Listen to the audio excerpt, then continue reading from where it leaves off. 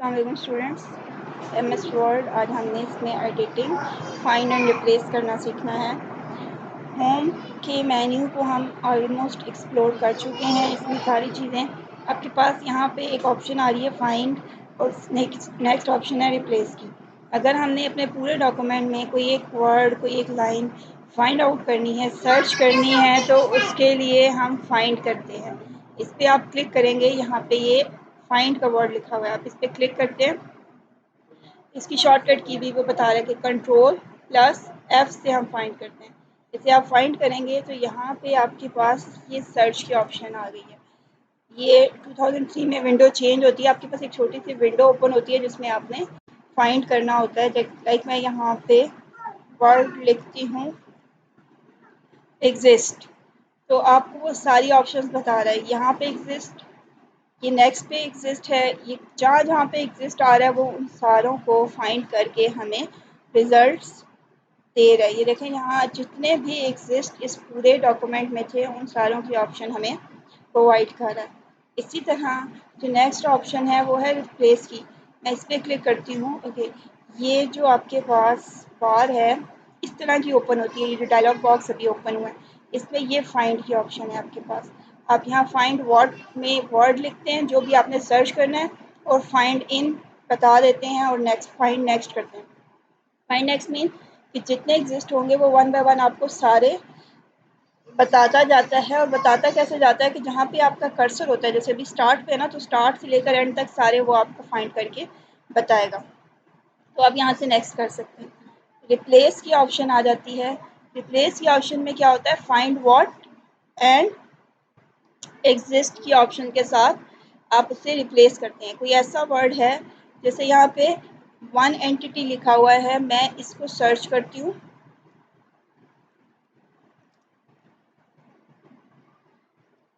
और मैं चाहती हूँ कि इसको टू एंटिटीज से चेंज कर दे। वन एंटिटी को सर्च करें और इसकी जगह क्या कर दे, टू एंटिटीज। तो अब हम क्या करेंगे, एक तो हमारे पास ऑप्शन है रिप्लेस की। ये क्या करेगा, वन बाय वन रिप्लेस करेगा। जहाँ पे वन एंटिटी आएगा वो हर जगह पे एक जिस लाइन में भी होगा वन बाय वन हमें शो करेगा। मैं इसे रिप्लेस की ऑप्शन देती हूँ।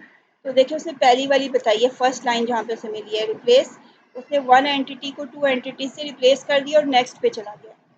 नेक्स्ट जहाँ पे वन एंटिटी लिखा हुआ है, मैं इसे रिप्लेस करने को कहती हूँ। उसने उसको भी चेंज करके नेक्स्ट वाली लाइन पे जहाँ पे वन एंटिटी था वहाँ पे ले आया कर्सर को। इस तरह वन बाय वन वो ने रिप्लेस करा है। अगर मुझे वन बाय वन नहीं सारों को रिप्लेस करना है तो मैं रिप्लेस ऑल पे क्लिक करूँगी और उसने सारी जगहों पे रिप्लेस कर दिया। All done, we made 25 replacements. उसने बता दिया कि टोटल 25 जगह पे वन एंटिटी लिखा था जिसे टू एंटिटीज से उसने रिप्लेस कर दिया है। तो ये हमारे पास फाइंड एंड रिप्लेस की ऑप्शन होती है कि आप इस आइकन पे, फाइंड एंड रिप्लेस के आइकन पे क्लिक करते हैं। इसमें आपके पास कुछ और ऑप्शंस भी आती हैं। मैंने इस मोर पे क्लिक किया है। ये देखिए सर्च ऑल, यहाँ पे आपके पास आ रहा है up down and all. Up down and all का मीनिंग क्या है कि अगर आपका कर्सर, फॉर एग्जांपल मैं कर्सर को यहाँ पे प्लेस करती हूँ इस पैराग्राफ पे, इसके ऊपर भी पैराग्राफ्स हैं हमारे पास और इसके नीचे भी पैराग्राफ हैं। ये देखिए इससे अबव भी हमारे पास टेक्स्ट है और इससे बिलो भी, लेकिन मैंने सिलेक्ट क्या किया हुआ है, ये वाला टेक्स्ट सेलेक्ट किया हुआ है। अगर मैं अप करूँगी तो वो इससे अबव वाले टेक्स्ट को सर्च करेगा, इससे बिलो वाले टेक्स्ट को सर्च नहीं करेगा। अगर मैं डाउन करूँगी तो वो इस पॉइंट पे जहाँ पे हमारा कर्सर है इससे बिलो वाले टेक्स्ट में सर्च करेगा, इससे ऊपर वाले में उसे सर्च नहीं करेगा। और अगर ऑल करेंगे तो वो अपवर्ड और डाउनवर्ड पूरे डॉक्यूमेंट में उसको चेक करेगा। अब इसमें कुछ और भी ऑप्शन होती है हमारे पास कि एक मैच केस आ जाता है कि जो भी उससे मिलता जुलता वर्ड होगा वो सारे हमें फाइंड करके दे देगा। ठीक है, और अगर हम कहेंगे कि एग्जैक्ट होना चाहिए या सेम एज होना चाहिए मैच केस, ये देखिए match prefix, match postfix, और ये देखिए find whole word only. Find whole word only में क्या करेगा, जब तक उसे वन एंटिटी पूरा लिखा हुआ नहीं मिलेगा तब तक वो उसको सर्च नहीं करेगा। अगर मैं मैच केस कहूँगी आपके पास ये दो ऑप्शन होंगे इसमें। तो जब तक उसके पास पूरा वर्ड नहीं आएगा तब तक वो उसे सर्च नहीं करेगा। और मैच केस में क्या होगा, उसे वन या एंटिटी में से कोई एक चीज़ भी मिल जाती है या इससे रिलेटेड कोई वर्ड मिल जाता है जिसमें इस तरह की एंटिटी है, वन नहीं है, या वन है और एंटिटी नहीं है, तो वो सारे हमें बताएगा कि ये वाले केसेस उसके पास मौजूद हैं। तो हम यहाँ पे ये देखें, यहाँ पे ऑप्शन क्या है, match case.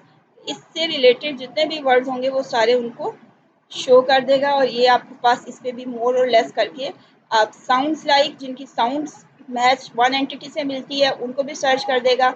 Find all words forms English, वो सारे वर्ड्स जो इन फॉर्म से बनते हैं। इसके बाद उसमें देखें से क्या लिखा है, ignore punctuation characters. Punctuation characters जो हैं, कोमा, फुल स्टॉप, उनको इग्नोर करना है या उनको ऐड करना है। इसी तरह वाइट स्पेसेस को ऐड करना है। कोई ऐसा वर्ड जिसमें वन एंटिटी लिखा हो लेकिन उनके दरमियान में स्पेस ना हो, तो वो भी हम इसमें फाइंड इसको बता सकते हैं कि हमारी सर्च को एज इट इज़ करो जैसे हमने लिखा है, या उसमें थोड़ी सी चेंज हो सकता है वो वर्ड, ये हम सारे यहाँ पे सिलेक्ट कर सकते हैं। ओके, ये फाइंड एंड रिप्लेस की ऑप्शन हो गई। अब इसके बाद आपके पास यहाँ पे कुछ स्टाइल्स आ रहे हैं। ये स्टाइल्स बेसिकली हमारे टेक्स्ट के स्टाइल होते हैं। आप जब एक बुक देखते हैं तो बुक में आपके पास सबसे पहले चैप्टर की हेडिंग होती है। चैप्टर की हेडिंग के अंदर फर्दर हेडिंग्स होती हैं। अगर मैं आपको कोई ऐसा डॉक्यूमेंट ओपन करके दिखाऊं जिससे मैं अच्छे से एक्सप्लेन कर सकूं।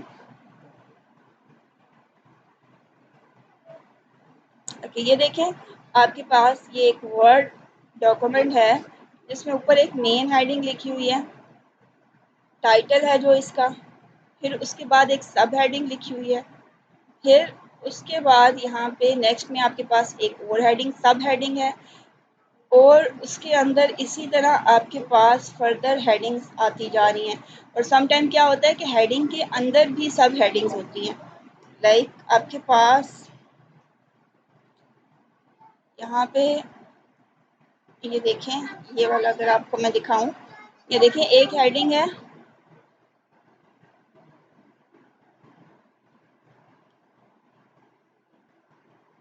एक्सट्रैक्ट डेटा, और उसके अंदर दूसरी हेडिंग क्या है, प्री प्रोसेस डेटा, फिर जनरेट रूल्स। इसी तरह आपके पास बहुत से ऐसे हेडिंग्स आती हैं जिनमें आपने उनको हायरार्की बनानी होती है, एक लेवल बनाना होता है। इसी तरह आपके पास यहाँ पे डिफरेंट हेडिंग्स आ रही हैं जिनके अंदर फर्दर हेडिंग्स हैं। तो इनको आप डिफाइन कर सकते हैं, इनके लेवल को, as a heading one, heading two, heading three, या वो टाइटल है।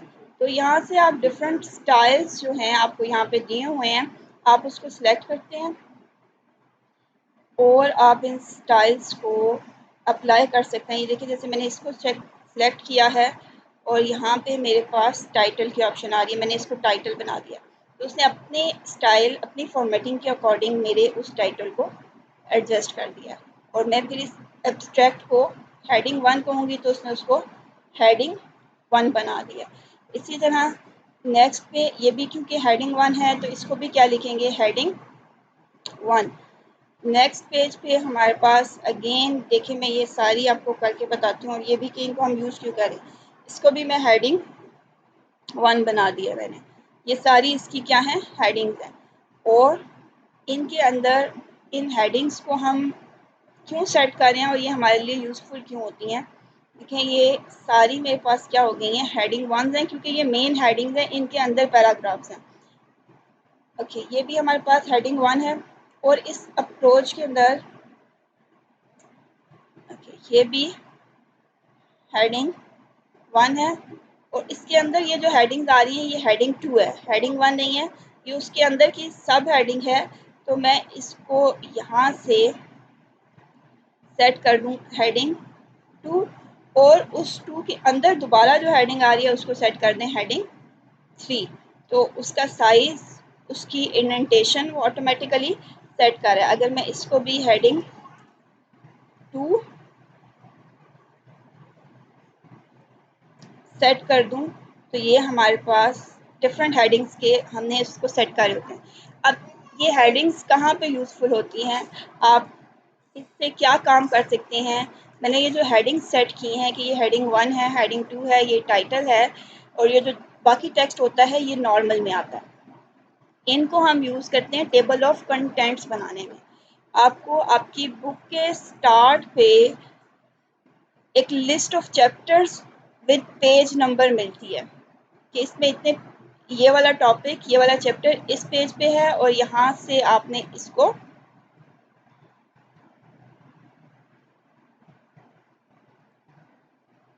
चैप्टर का टाइटल, उसके अंदर की हेडिंग्स और उनके सामने उनके पेज नंबर होते हैं, तो वो आप ऐड करवाते हैं। उससे पहले आपको ये सेट करना पड़ता है कि ये हेडिंग 1 है, हेडिंग 2 है, क्योंकि वो आप खुद से नहीं लिखते कि ये चैप्टर नंबर 1 है, इसका ये नेम है और ये इस पेज पे है। वो ऑटोमेटिकली जनरेट होती है जब आप ये स्टाइल हेडिंग 1 और हेडिंग 2 सेट कर देते हैं। तो यहाँ पे रेफरेंसेस में जाके मेरे पास ये देखें ऑप्शन आ रही है टेबल ऑफ कंटेंट्स की। इस पर आप जब क्लिक करते हैं तो आपको वो डिफरेंट ऑप्शन दे रहा है कि आपने किस तरह से उसको प्रिंट करवाना है, उसका स्टाइल क्या रखना है। इनमें से मैं इसे सिलेक्ट करती हूँ तो उसने टेबल ऑफ कंटेंट्स स्टार्ट पे इंटर कर दिए हैं। अब कैसे इंटर कर दिए हैं आपने देखा, मेरा कर्सर क्योंकि यहाँ पे था तो उसने उस प्लेस पे टेबल ऑफ कंटेंट्स, एब्स्ट्रैक्ट को मैंने हेडिंग 1 कहा था, इंट्रोडक्शन को हेडिंग 1 कहा था, ओवरव्यू ऑफ प्रॉब्लम को हेडिंग 1 कहा था, कंट्रीब्यूशन, रिलेटेड वर्ड, वो जितनी हेडिंग 1 थी वो देखिए आपके पास एक ही लेवल पे और उनके सामने ऑटोमेटिकली पेज नंबर वो एक्सट्रैक्ट कर लेता है कि ये हमारे पास पेज नंबर इसमें आ रहे हैं। और ये देखें एक्सपेरिमेंटल सेटअप में ये हेडिंग 1 थी और इसके नीचे बाकी जो हेडिंग्स थी, ये हेडिंग 2 थी, हेडिंग 3 थी और फिर इसकी ये हेडिंग 2 इसके साथ थी। तो इस तरह से टेबल ऑफ कंटेंट्स जनरेट होते हैं जब हम सबसे पहले क्या करते हैं, अपने पूरे डॉक्यूमेंट में स्टाइल्स बताते हैं कि कौन कौन सी हेडिंग 1 है, कौन सी हेडिंग 2 है, कौन सी हेडिंग 3 है, हेडिंग 4 है, टाइटल है। और उसके बाद रेफरेंसेस में या समटाइम इंसर्ट में जाके आपके पास ये टेबल ऑफ कंटेंट की ऑप्शन आती है। आप इसे सिलेक्ट करते हैं, जहाँ पे आपका कर्सर होता है वहाँ पे वो टेबल ऑफ कंटेंट्स को ऑटोमेटिकली जो आपने हेडिंग 1 रखी है उसको टाइटल हेडिंग चैप्टर का नेम दे देता है, उसके अंदर सब हेडिंग्स प्लस उनके पेज नंबर वो ऑटोमेटिकली शो कर देता है। तो ये स्टाइल सेट करने का बेनिफिट होता है कि ऑटोमेटिकली हमारे पास टेबल ऑफ कंटेंट जनरेट हो जाते हैं। अब देखिए ये सारा मैंने नहीं लिखा था, सिर्फ सिलेक्ट किया था और उसने ऑटोमेटिकली सारी इंफॉर्मेशन एक्सट्रैक्ट कर दी। ओके, होम का मेन्यू हमारा सारा एक्सप्लोर हो गया है। अब जो हमने नेक्स्ट करना है वो है इंसर्ट। इंसर्ट में हमारे पास बहुत सी चीज़ें आ रही होती हैं, जैसे अभी मैंने यहाँ पे इसको कंट्रोल Z कर देती हूँ, अंडू कर दिया है। अब ये देखिए फर्स्ट पेज था, मैंने टेबल ऑफ कंटेंट इंटर करने हैं, तो मुझे क्या चाहिए, एक ब्लैंक पेज जिस पे मैंने इंटर करने हैं ताकि ये पेज नेक्स्ट पे चला जाए। तो कर्सर के दरमियान में और जो उससे आगे राइटिंग है उसके दरमियान में अगर आपने ब्लैंक पेज इंटर करना है तो ये आपके पास ऑप्शन आ रही है, add a blank page anywhere in your document, और ये पेज ब्रेक की ऑप्शन आ रही है, end the current page here and move to the next page. कि इसमें क्या करता है, वो आपके पेज को ब्रेक कर देता है। मैं पेज ब्रेक पे क्लिक करूँगी आपको नज़र आएगा कि उसने ऊपर पूरा एक ब्लैंक पेज करके उस पेज को एंड कर दिया है, पेज को ब्रेक करके टेक्स्ट को नेक्स्ट पेज पे ले आए। इसी तरह आप ब्लैंक पेज अगर ऐड करेंगे तो उसने भी क्या किया है, जहाँ पे कर्सर है वहाँ पे एक ब्लैंक पेज ऐड कर दिया है। अब मैं अगर कहीं पे लिखते लिखते मुझे कुछ और ऐड करना है, एक पेज ऐड करना है, तो आप ब्लैंक पेज या पेज ब्रेक के थ्रू एक ब्लैंक पेज ऐड कर सकते हैं अपने डॉक्यूमेंट के अंदर। और इसमें अब मैं अगर आपको दोबारा यहाँ से दिखाऊं, इंसर्ट टेबल ऑफ कंटेंट्स, तो उसने टेबल ऑफ कंटेंट जो मैंने पहले बनाए थे वो सारे ऐड कर दिए। और अब आप देखिए पहले पेज नंबर 1 आ रहा था क्योंकि वो फर्स्ट पेज पे थे, अब पेज नंबर 3 आ रहा है क्योंकि वो सारे नेक्स्ट पेज नंबर 3 पे मूव हो गए, उसने नंबर्स को ऑटोमेटिकली एडजस्ट कर दिया है। तो ये हमारे पास टेबल ऑफ कंटेंट्स ऐड हो गए हैं। इसके बाद आप अपने टेबल में सॉरी अपने डॉक्यूमेंट में टेबल भी ऐड कर सकते हैं वर्ड डॉक्यूमेंट में। उसकी ऑप्शन क्या है, ये आपको टेबल लिखा हुआ नज़र आ रहा है, आप इस पर क्लिक करें, आपको ये बॉक्सेस नज़र आ रहे हैं। आपने जितनी रोज़ बनानी है और जितने कॉलम्स बनाने हैं वो सेट कर सकते हैं। आपको पता है हॉरिजेंटली ये आपके पास कॉलम्स बनते जा रहे हैं और नीचे आप आएंगे तो ये आपके पास रोज़ बनती जाएंगी। आपने 2x2, 3x3, 4 जितने भी आपने रोज एंड कॉलम्स सेलेक्ट करेंगे, सेलेक्ट करने का मेथड वही है कि आप माउस से क्लिक करके ड्रैग करते जाएंगे, जितने भी आपने सेलेक्ट करने हैं उतना टेबल आपके पास जनरेट हो जाएगा। ये देखें आपके पास टेबल जनरेट होके आ गया है। इसमें आप कोई भी टेबल हेडिंग आप बना सकते हैं। ये रोल नंबर है, ये नेम है, ये सब्जेक्ट है, ये आपके पास क्लास, एड्रेस, या बल्कि आप इसको मार्क्स और आप इसको कह सकते हैं ग्रेड। ओके, ये आपने एक टेबल यहाँ पे बना दिया। अब क्या है, आपने कहाँ से इंसर्ट किया, इंसर्ट पे जाके टेबल में जाके उस पर क्लिक करके ये आपके पास जो बने हुए हैं इसमें से आपने इनको सिलेक्ट किया है। ये टेबल इंसर्ट करने का एक मेथड है आपके पास। जब आप टेबल इंसर्ट कर लेते हैं तो आप इस पर डिफरेंट फॉर्मेटिंग भी अप्लाई कर देते हैं। अभी आपको यहाँ पे आइकन्स डिफरेंट नज़र आए थे, वो आपको डिज़ाइन पे जाके नज़र आते हैं। आपने जो टेबल का स्टाइल जैसा भी रखना है, आपको यहाँ पे चेंज नज़र भी आ रहा होगा कि उसके बॉर्डर्स चेंज हो रहे हैं। जिस जिस स्टाइल को मैं सिलेक्ट कर रही हूँ वैसा ही उसका डिज़ाइन आपको प्रीव्यू में नज़र आ रहा है। तो जो भी स्टाइल, जो भी कलर, जो भी शेडिंग आपने रखनी है, आप उसे सिलेक्ट करके यहाँ से टेबल को उस डिज़ाइन में बना सकते हैं। अब ये देखिए यहाँ से आप कलर भी सिलेक्ट कर सकते हैं कि शेडिंग का कलर क्या होना चाहिए। जो कलर आप सिलेक्ट करेंगे वो, क्योंकि यहाँ पे कर्सर था तो उसने एक ही को सिलेक्ट चेंज किया, अगर आप पूरे टेबल को सिलेक्ट करेंगे तो वो पूरे टेबल के शेड्स को, कलर्स को चेंज कर देगा अकॉर्डिंग टू योर सिलेक्शन। इसके बाद आपके पास इसमें जो लाइंस नज़र आ रही हैं इनको आप बॉर्डर्स बोलते हैं इनके। अगर आपने बॉर्डर स्टाइल चेंज करना है कि लाइन कैसी होनी चाहिए, वो भी आप यहाँ से सिलेक्ट कर सकते हैं। इसके बाद आपके पास यहाँ पे विड्थ आ रही है, लाइन कितनी मोटी होनी चाहिए। सॉरी, टेबल को हमने सिलेक्ट करना है पहले और फिर आपने इस पर इम्प्लीमेंट करना है।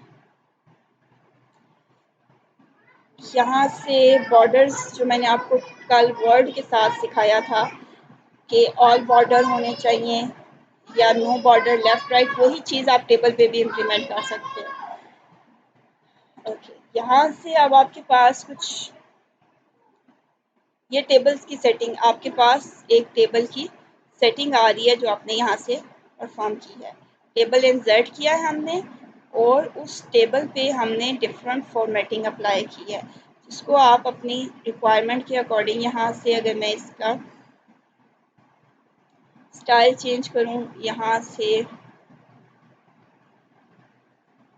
इसका कलर आप चेंज कर सकते हैं। सो ये डिज़ाइन में जाके जो भी ऑब्जेक्ट आपने सिलेक्ट की होती है, चाहे वो टेबल है, चाहे वो कोई भी ऑब्जेक्ट है आपके पास, उसको आप सिलेक्ट कर सकते हैं, एडजस्ट कर सकते हैं। ओके, ये टेबल इंसर्ट करने का एक मेथड था आपके पास। अगर मैं यहाँ पे एक और मेथड आपको बताऊँ, इंसर्ट पे जाके इसी टेबल की लाइन पे आप क्लिक करेंगे तो यहाँ पे नीचे आपके पास आ रहा है इंसर्ट टेबल। इस पर आप क्लिक करेंगे तो ये डायलॉग बॉक्स आपके पास ओपन होता है। इसमें आपसे वो पूछ रहा है नंबर ऑफ़ कॉलम्स, कितने कॉलम्स आपने ड्रा करने हैं। आपने 4 बनाने हैं, 5 बनाने हैं, यहाँ पे बता देंगे। नंबर ऑफ़ रोज़ कितनी आपने ऐड करनी है वो इसको बताएंगे और फिर आप इसको बताएंगे कि उसकी विड्थ या हाइट कितनी होनी चाहिए। ऑटो मीन कि जितना टेक्स्ट आप इंटर करेंगे उसके अकॉर्डिंग उसकी साइज़ को एडजस्ट करता जाएगा। ऑटो फिट टू कंटेंट्स और ऑटो फिट टू विंडो, कि ये क्या करेगा कि जितनी विंडो है उतने टेबल को बना देगा, कंटेंट से बना देगा और फिक्स्ड कर देगा। यहाँ से आप यहाँ पे सेट भी कर सकते हैं कि हर कॉलम की विड्थ कितनी होनी चाहिए, वो आप यहाँ से खुद भी सेट कर सकते हैं। इसे ओके करेंगे तो उसने आपको एक 4 कॉलम्स वाला और 5 रोज वाला टेबल इंसर्ट करके दे दिया। अगेन आप डिज़ाइन में जाके इस टेबल को वैसे ही डिज़ाइन दे सकते हैं। ये देखें आपके पास ऑप्शंस आ रही थी, आप इसको यूँ कोई भी ऑप्शन, ये आपके पास यहाँ से जब क्लिक करते हैं तो ये सारी विजिबल हो जाती है। आप इनमें से कोई भी स्टाइल सेलेक्ट करके अपने टेबल पे इम्प्लीमेंट कर सकते हैं। इसके बाद एक और जो ऑप्शन है टेबल इंसर्ट करने की या टेबल ड्रा, ये तो हमने टेबल इंसर्ट कर दिया, सो बता दिया इतने रोज और इतने कॉलम्स। इसके बाद आप टेबल ड्रॉ भी कर सकते हैं। उसका मेथड क्या है कि आप इसी पे क्लिक करते हैं, ये देखो नीचे लिखा हुआ है ड्रॉ टेबल। ड्रॉ टेबल पे अब आप देखेंगे आपकी जो कर्सर है उसकी शेप चेंज हो गई है, वो पेंसिल की शेप में आ गया। आप यहाँ पे उसके साथ ये देखें उसने एक सेल बना दिया, मैंने उसे ड्रैग करके क्लिक किया। अब इसके अंदर अगर मैंने मल्टीपल कॉलम्स बनाने हैं तो ये मैं पेंसिल पे क्लिक करके लाइंस लगाती जा रही हूँ, क्लिक करके ड्रैग कर रही हूँ, तो वो उसके साथ हमारे पास डिफरेंट सेल्स, टेबल्स या हमारे पास आप कहें जितने कॉलम्स या रोज हम बनाना चाह रहे हैं, ये देखिए वो ऑटोमेटिकली सारे कॉलम्स और टेबल्स की रोज को ड्रॉ करता जा रहा है। ऐसे जैसे आप पेंसिल से लाइंस लगा रहे हैं और वो लाइंस आपके पास एक टेबल की फॉर्म में शो होती जा रही है। ये देखें आपने यहाँ पे मैंने 1 2 3 4 कॉलम्स और 3 रोज ड्रॉ कर दी हैं। सो ये हमारे पास वे है टेबल में सेल्स को या रोज को ड्रॉ करने का। सो आज हमने 2 मेथड पढ़े हैं, टेबल क्रिएट करने के 3 मेथड्स पढ़े हैं। 2 इंसर्ट करने के, एक आपके पास ये बॉक्सेस नज़र आ रहे हैं इनमें से सेलेक्ट करने का, एक इंसर्ट टेबल के डायलॉग बॉक्स से, और थर्ड मेथड हमने पढ़ा है कि हम टेबल को ड्रॉ कैसे कर सकते हैं। और टेबल ड्रॉ करने के बाद अगर आपने उसकी अपीयरेंस चेंज करनी है तो आप डिज़ाइन पे आते हैं और डिज़ाइन में आके आपके पास उसका स्टाइल, उसका कलर, उसका बॉर्डर, ये सारा आप चेंज कर सकते हैं। और अगर आप ये चेंज कर लें तो ये डिफरेंट स्टाइल्स का टेबल आप बना सकते हैं। इसमें एक और छोटी सी चीज़ ऐड कर दूं कि आप देखेंगे ये जो आपको एक प्लस साइन बना नज़र आ रहा है, इस पर जब आप क्लिक करते हैं तो पूरा टेबल सिलेक्ट हो जाता है। अगर आपने कॉलम्स की, टेबल्स की विड्थ इंक्रीज़ या डिक्रीज़ करनी है तो आप यहाँ पे जिस लाइन पे, जिस कॉलम को आपने मूव करना है उस पर कर्सर लेके आते हैं, कर्सर की शेप चेंज हो जाती है। आप उस पर क्लिक करके उसे सिलेक्ट करके आप उसे मूव कर सकते हैं। अगर मैं आपको यहाँ से दोबारा दिखाऊं तो ये कर्सर की शेप चेंज हो गई है। इस पर क्लिक करके आप कॉलम के साइज़ को इंक्रीज़ या डिक्रीज़ कर सकते हैं। इसी तरह जब आप रो पे लेके आते हैं तब भी कर्सर की शेप चेंज हो जाती है। आप इसकी हाइट को इंक्रीज़ या डिक्रीज़, देखें हम इसकी हाइट को भी चेंज कर सकते हैं। तो ये टेबल इंसर्ट करना और उसको डिज़ाइन करने का डिफरेंट मेथड्स हमने देखे हैं। कल हम टेबल पे और कौन से ऑपरेशंस परफॉर्म हो सकते हैं इंशाल्लाह नेक्स्ट लेक्चर में वो भी देखेंगे, और कौन कौन सी ऑप्शंस हम इंसर्ट कर सकते हैं उनको एक्सप्लोर करेंगे। होप कि आज का लेक्चर आपको समझ आ गया होगा। आज हम लोगों ने 3 to 4 थिंग्स किए हैं। सबसे पहले मैंने आप लोगों को फाइंड एंड रिप्लेस करने का बताया है, फिर ये स्टाइल्स सेट करना और इन स्टाइल्स को हम यूज़ करते हैं टेबल ऑफ कंटेंट्स बनाने में, टेबल ऑफ कंटेंट्स इंसर्ट करना सिखाया है, और ब्लैंक पेज या पेज ब्रेक जिससे हमारे टेक्स्ट के दरमियान में एक ब्लैंक पेज, एक खाली पेज ऐड हो जाता है, वो सीखा है, और टेबल इंसर्ट करना हमने सीखा है। अल्लाह हाफ़िज़।